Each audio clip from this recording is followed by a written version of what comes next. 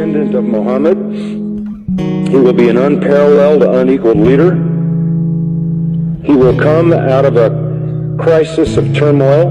He will take control of the world. He will establish a new world order. He will destroy all who resist him. He will invade many nations. He will make a 7-year peace treaty with the Jews. He will conquer Israel and massacre the Jews. He will establish Islamic world headquarters at Jerusalem. He will rule for 7 years, establish Islam as the only religion. He will come on a white horse with supernatural power. He will be loved by all people on earth. So Jesus will return.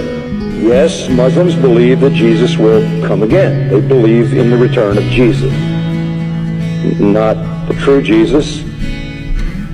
The Jesus of Islam, not God, didn't die, didn't rise, didn't provide a sacrifice for sin, but he does return. He's a prophet, and he comes back, and he has one purpose when he comes back, and that is to assist and aid the Mahdi. He returns, listen to this, as a radical Muslim.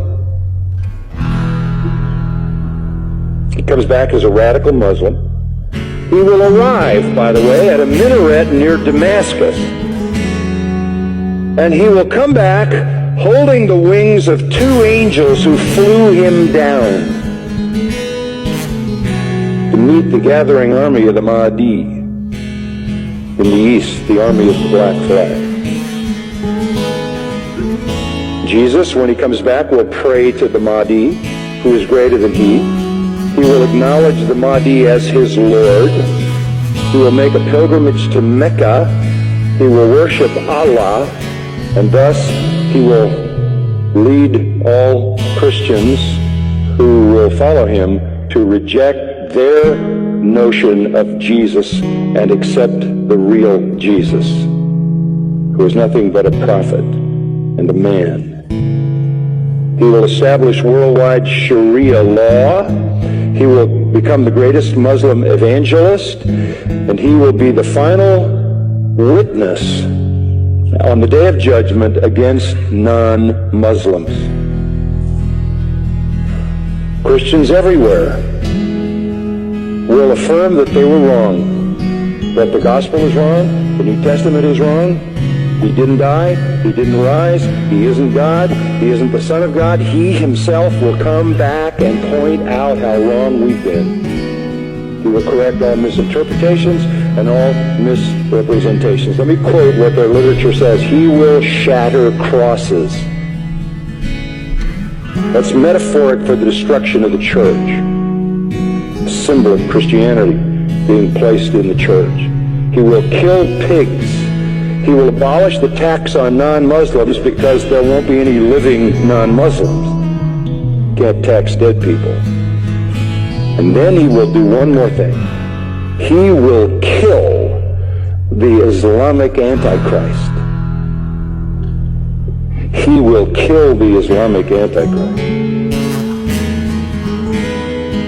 Then he will die and be buried by Muhammad, but not until he has destroyed Christianity by revealing who he really is.